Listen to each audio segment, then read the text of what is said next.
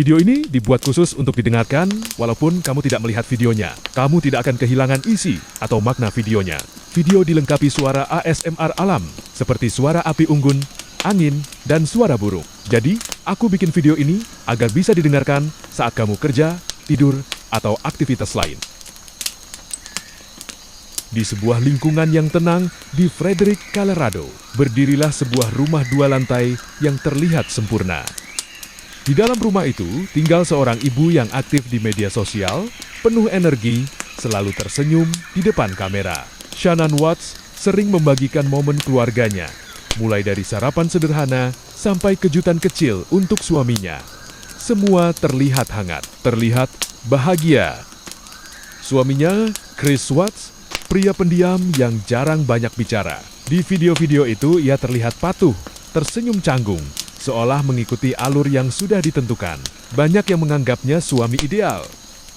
2 anak perempuan kecil mereka sering tertawa di ruang tamu. Suara mereka memenuhi rumah itu dengan keceriaan. Dan saat Shannon mengumumkan kehamilan anak ketiga, dunia mereka terlihat semakin lengkap. Kita akan punya bayi lagi, ucap Shannon penuh bahagia di depan kamera. Namun, di balik senyum dan rekaman yang diunggah ke internet, ada sesuatu yang mulai berubah. Chris semakin jarang menyentuh istrinya. Tatapannya sering kosong. Balasannya singkat. Shannon mulai merasakannya. Dalam salah satu pesannya kepada teman dekatnya, ia menulis, "Dia berbeda. Dia seperti menjauh." Kata-kata itu bukan sekadar keluhan, itu tanda bahaya. Keuangan keluarga mulai terasa berat, tagihan menumpuk, tekanan hidup semakin tinggi. Tapi yang paling berbahaya bukanlah uang, melainkan jarak emosional yang semakin lebar di antara mereka, dan tanpa disadari siapapun. Badai itu sudah mulai terbentuk, rumah yang terlihat sempurna itu perlahan menuju malam paling gelap dalam hidup mereka. Tanggal 13 Agustus tahun 2018. Dini hari yang terasa biasa saja bagi sebagian orang, tapi tidak bagi rumah itu. Shannon baru saja pulang dari perjalanan bisnisnya. Wajahnya lelah, tapi pikirannya penuh pertanyaan. Selama beberapa minggu terakhir, Chris terasa semakin jauh. Pesan singkatnya dingin, panggilannya jarang diangkat. Ia masuk ke kamar sekitar pukul 2 pagi. Chris sudah berada di dalam, terjaga bukan tidur. Suasana di ruangan itu terasa kaku, seperti 2 orang asing yang dipaksa berbagi ranjang yang sama. Shannon membuka pembicaraan lebih dulu. Suaranya tidak tinggi, tapi tegas. "Kita harus bicara," katanya pelan. Chris menatap kosong ke arah dinding sebelum akhirnya menjawab singkat, "Aku sudah tidak bahagia." Kalimat itu menghantam keras. Shannon terdiam beberapa detik sebelum suaranya mulai bergetar. "Bagaimana dengan anak-anak? Bagaimana dengan bayi ini?" ucapnya sambil memegang perutnya yang sedang mengandung. Chris tetap dingin, tidak ada pelukan, tidak ada usaha menenangkan. Ia hanya berkata, "Aku ingin berpisah." Tangisan mulai terdengar. Bukan hanya tangisan luka hati, tapi campuran marah, takut, dan tidak percaya. Shannon berdiri dari tempat tidur, mencoba mendekat, mencoba menyentuh bahu suaminya, berharap masih ada rasa yang tersisa. Namun percakapan berubah menjadi pertengkaran. Nada suara meninggi, emosi memuncak. Dalam momen panas itu, Chris mendorong Shannon menjauh darinya dengan kasar. Tubuh Shannon terdorong ke atas kasur. Shannon terkejut. "Apa yang kamu lakukan?" teriaknya. Tapi situasi sudah berubah. Dari sekadar perdebatan menjadi sesuatu yang jauh lebih gelap. Chris kehilangan kendali.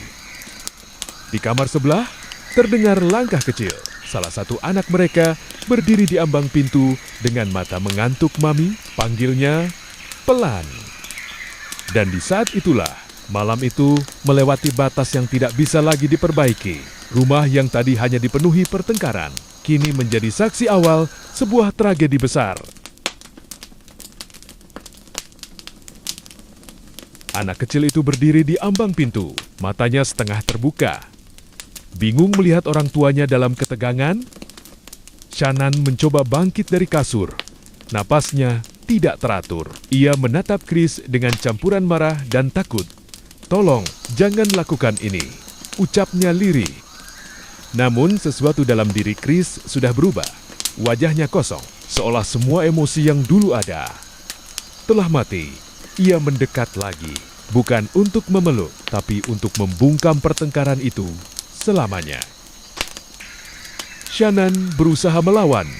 Tangannya mencoba menahan, suaranya melemah. Tidak ada jeritan panjang, hanya suara napas yang semakin berat. Beberapa menit yang terasa seperti selamanya, lalu semuanya hening. Anak kecil yang tadi berdiri di pintu masih melihat, belum sepenuhnya mengerti apa yang sedang terjadi. Ia bertanya pelan, "Daddy, Mami kenapa?" Pertanyaan itu menggantung di udara. Chris menoleh perlahan, dan untuk sesaat ada kebingungan di wajahnya. Tapi bukan penyesalan. Yang terjadi setelah itu bukan lagi soal emosi, melainkan keputusan. Keputusan yang akan menghancurkan seluruh hidupnya sendiri. Rumah itu kini benar-benar sunyi. Tidak ada lagi perdebatan, tidak ada lagi tangisan. Hanya seorang pria berdiri di tengah kamar, menyadari bahwa ia telah melangkah terlalu jauh. Subuh mulai datang. Langit masih gelap ketika Chris berjalan bolak-balik di dalam rumahnya sendiri. Ia tidak menangis, tidak histeris, tidak panik seperti seseorang yang baru kehilangan keluarganya.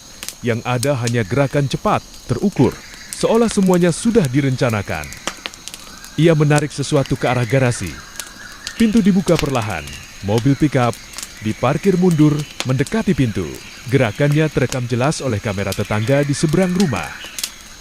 Beberapa kali ia keluar masuk rumah, membawa barang, membuka pintu belakang, menutupnya lagi. Tidak ada suara teriakan, tidak ada tanda bahwa di dalam rumah itu baru saja terjadi tragedi besar. Pagi harinya, Shannon tidak membalas pesan, tidak menjawab telepon. Teman dekatnya mulai khawatir. Ia datang ke rumah dan mengetuk pintu berkali-kali, tidak ada jawaban. Polisi akhirnya datang melakukan pemeriksaan kesejahteraan. Chris berdiri di depan rumah dengan wajah yang mencoba terlihat cemas. "Saya tidak tahu kemana mereka pergi. Mungkin ke rumah teman," ucapnya dengan suara dibuat-buat tenang. Namun ada yang aneh. Bahasa tubuhnya tidak sinkron dengan kata-katanya. Tangannya gelisah. Senyumnya muncul di saat yang tidak tepat. Ketika polisi memperlihatkan rekaman CCTV tetangga yang menunjukkan mobilnya dipindahkan dini hari, wajah Chris mulai berubah. Ia menatap layar terlalu lama, menelan ludah. Tetangganya bahkan berkata di depan polisi, "Dia tidak seperti biasanya." Kalimat itu sederhana, tapi penuh arti. Diam. Dan saat Chris kemudian berdiri di depan kamera media, memohon agar istrinya dan anak kenannya kembali, publik mulai merasakan sesuatu yang janggal. "Shannon, kalau kamu melihat ini, tolong pulanglah," ucapnya. Namun, matanya tidak menunjukkan kepanikan seorang suami yang kehilangan keluarganya. Sejak saat itu, cerita ini bukan lagi tentang keluarga yang hilang, melainkan tentang seorang pria yang mulai terpojok oleh kebohongannya sendiri. Ruang interogasi itu dingin, sunyi, dan tanpa jendela. Chris duduk sendirian di kursi logam, tangannya saling menggenggam. Kakinya terus bergerak kecil, wajahnya berusaha tetap tenang. Tapi matanya tidak bisa berbohong. Seorang penyidik masuk dengan suara lembut, namun tegas, "Kami hanya ingin membantu menemukan keluargamu," katanya. Chris mengangguk cepat. "Saya tidak menyakiti mereka," jawabnya singkat. Tes poligraf dilakukan, kabel dipasang, sensor ditempelkan. Nafas Chris terdengar lebih berat dari sebelumnya. Pertanyaan demi pertanyaan diajukan. "Apakah kamu tahu di mana istrimu berada? Apakah kamu melukai Shannon?" Chris menjawab, "Tidak," dengan nada yang dipaksakan. Hasilnya keluar. Iya, gagal. Diam-diam, penyidik menatapnya lurus. "Chris, ini saatnya jujur," katanya pelan namun menusuk. Suasana ruangan berubah. Tidak ada lagi permainan kata. Tidak ada lagi senyum canggung. Tekanan meningkat. Penyidik mulai menyebutkan inkonsistensi cerita, tentang mobil yang diparkir mundur, tentang waktu yang tidak cocok, tentang rekaman CCTV. Chris mulai menggosok wajahnya, menghela napas panjang. Untuk pertama kalinya, suaranya terdengar retak. Lalu, ia mengubah ceritanya. Ia mencoba menyalahkan Shannon, mengatakan bahwa istrinya yang lebih dulu melukai anak-anak mereka. Sebuah klaim yang mengejutkan dan membuat ruangan terasa lebih berat. Penyidik tidak langsung bereaksi keras, ia hanya diam, membiarkan Chris berbicara, membiarkan kebohongan itu menggantung di udara. Dan disitulah retakan besar muncul, karena semakin banyak ia berbicara, semakin jelas bahwa ceritanya tidak utuh. Beberapa jam kemudian, tekanan itu mencapai puncaknya. Chris menunduk, tangannya menutupi wajahnya. Dan untuk pertama kalinya, ia mulai mengakui bahwa malam itu tidak berjalan seperti yang ia katakan kepada dunia. Ruangan itu kembali sunyi, lebih sunyi dari sebelumnya. Chris duduk dengan bahu jatuh, tidak lagi mencoba terlihat tenang, tidak lagi mencoba tersenyum. Wajahnya pucat, napasnya berat. Dengan suara pelan, hampir berbisik, ia mulai berbicara. Pertengkaran itu terjadi karena aku ingin pergi, katanya. Ia mengakui bahwa ia telah kehilangan perasaan, bahwa ada orang lain dalam hidupnya, bahwa ia sudah membayangkan hidup baru, tanpa istri, tanpa anak-anaknya. Ketika penyidik bertanya apa yang sebenarnya terjadi di kamar itu, Chris menutup matanya sejenak, lalu menjawab dengan suara datar, "Aku yang melakukannya." Kalimat itu pendek, tapi dampaknya seperti ledakan. Tidak ada lagi cerita menyalahkan. Tidak ada lagi alibi. Ia mengakui bahwa malam itu ia yang mengambil nyawa istrinya sendiri. Ia juga mengakui bahwa anak Anania menjadi korban dari keputusan yang sama. Sebuah pengakuan yang membuat ruangan terasa semakin berat. Bahkan penyidik yang sudah berpengalaman pun terdiam beberapa detik. Berita itu menyebar cepat. Media di seluruh Amerika membicarakannya. Publik marah, tidak percaya. Bagaimana mungkin seorang ayah yang terlihat biasa saja di depan kamera menyimpan keputusan sekelam itu? Keluarga Shannon hancur mendengar kebenaran tersebut. Tangisan mereka pecah di ruang terpisah. Tidak ada kata yang cukup untuk menggambarkan rasa kehilangan itu. Dan saat itulah citra suami, baik dan pendiam, benar-benar runtuh. Yang tersisa hanyalah kenyataan pahit bahwa semua itu bukan kecelakaan, bukan kesalahan sesaat, melainkan pilihan. Namun cerita ini belum selesai. Masih ada ruang sidang, masih ada vonis, dan masih ada pertanyaan yang terus menghantui. Apakah ia benar-benar menyesal atau hanya menyesal karena tertangkap? Ruang sidang itu penuh, tapi terasa sesak oleh kesedihan. Chris masuk dengan pakaian tahanan, wajahnya datar. Tidak lagi ada senyum canggung seperti di depan kamera dulu. Di kursi pengunjung, keluarga Shannon duduk dengan mata sembab. Hakim membacakan dakwaan satu persatu. Suara palu terdengar keras saat sidang dimulai. Setiap kata terasa berat. Setiap kalimat mengingatkan semua orang pada tragedi yang tidak akan pernah bisa diperbaiki. Saat diberi kesempatan berbicara, Chris berdiri perlahan. Dengan suara pelan, ia berkata, "Saya tidak punya alasan. Saya bersalah. Tidak ada pembelaan panjang. Tidak ada upaya menyalahkan siapapun lagi." Lalu giliran keluarga Shannon berbicara. Ayahnya berdiri, suaranya bergetar, namun tegas. "Kamu mengambil seluruh dunia kami," ucapnya. Ibunya tidak mampu menahan tangis.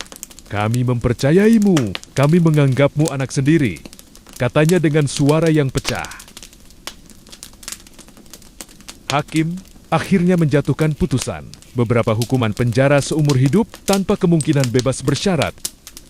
Suara palu diketuk untuk terakhir kalinya. Kasus itu resmi ditutup secara hukum. Namun luka yang ditinggalkan tidak akan pernah benar-benar sembuh. Hari ini Chris Watts menjalani hidupnya di balik jeruji, terpisah dari dunia luar, terpisah dari kehidupan yang dulu ia miliki. Dan publik masih terus bertanya, bagaimana mungkin seseorang yang terlihat biasa mampu menyembunyikan keputusan sekelam itu? Rumah 2 lantai itu kini hanya menjadi simbol dari satu hal, bahwa tidak semua senyum di depan kamera adalah kebahagiaan yang nyata.